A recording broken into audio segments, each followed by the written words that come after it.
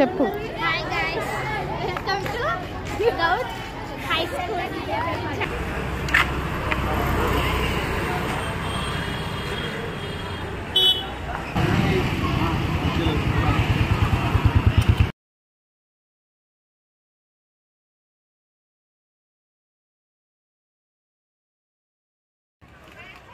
ఒకసారి ఇట్లానండి పైకి.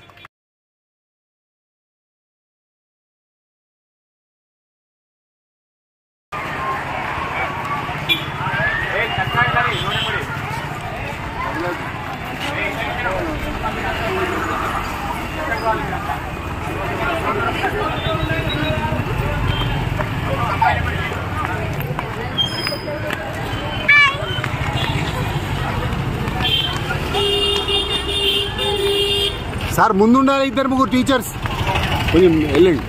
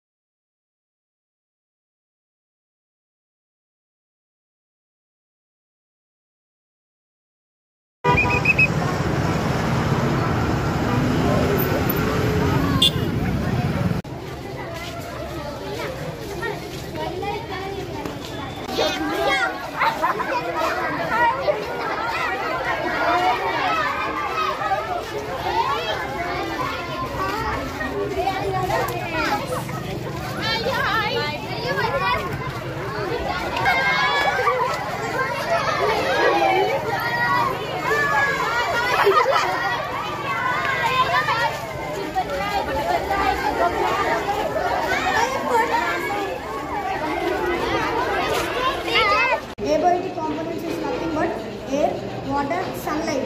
With the help of those things, the plants prepare their own food. It is called photosynthesis. And then grasshopper. It is an insect. It eats the grass and it is a primary consumer. First stage of food chain. And then second stage, it's a frog. It's an amphibian. It's live in water, land, soil. In the season wise.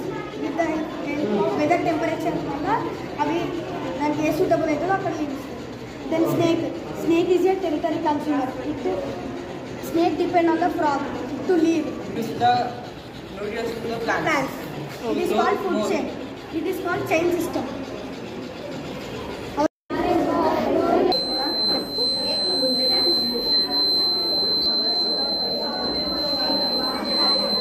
Explain ఇట్లా close అయినాక దాని వర్షం కూడా పడదు. అందుకని experiment ఏం చేసామంటే మా వాళ్ళు చాలా మంది అయితే చనిపోయారు, వాళ్ళు ఒడ్డు కలిసినాయని. అందుకని నాకు ఈ ఐడియా వచ్చి చేశాను. ఎందుకంటే దేవుడి దేశంలో ఏ ప్రాణం పోదని నేను కోరుకుంటున్నాను. నేను ఎలా మళ్ళీ ఈ రోజు అవుతుంది. మళ్ళీ ఇప్పుడు వాటర్ పోయి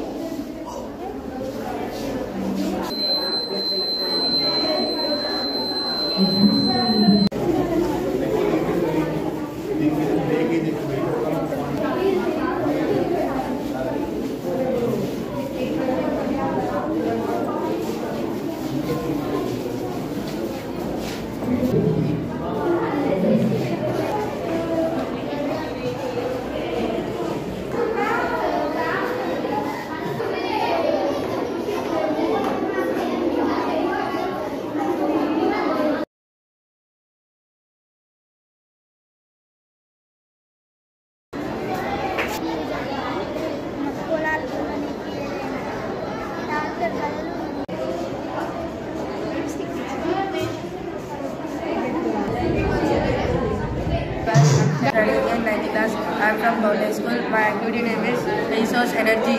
This uses కారు మనం రన్వేస్ హైవేస్ ఉంటాయి కదా టీచర్ అవి స్పీడ్లో వెళ్ళడం వలన మనకు గాలి తాకడం జరుగుతుంది. ఆ గాలి తాకడం వల్ల ఇక్కడ ఫ్యాన్స్ తిరుగుతూ ఉంటాయి. ఆ ఫ్యాన్స్ తిరిగి ఇక్కడ కింద డైనమోస్ అని ఉంటాయి. ఆ డైనమోస్కి ఎలక్ట్రిసిటీ ప్రొడ్యూస్ అవుతాయి.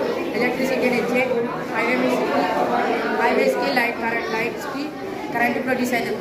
కావడం వలన ఇక్కడ ఉన్న లైట్స్ అన్నీ గ్లో అవుతాయి. ప్లస్ సిగ్నల్స్ ఇవన్నింటికి పక్కకున్న విలేజెస్ స్ట్రీట్ లైట్స్ కూడా కరెంట్ ప్రొడ్యూస్ అవుతాయి. Thank you. చుట్టూ అలాగే వాటర్ ట్యాంక్ పెట్టుకోవాలి. ఫైర్ ఇంజన్ లేట్గా వచ్చింది దానివల్ల ఇది కొంచెం అది కంట్రోల్ చేస్తుంది. ఇంకో శాతం కాలకుండా ఫైర్ ఇంజన్ వచ్చినాక తొందరగా కంట్రోల్ అవుతుంది.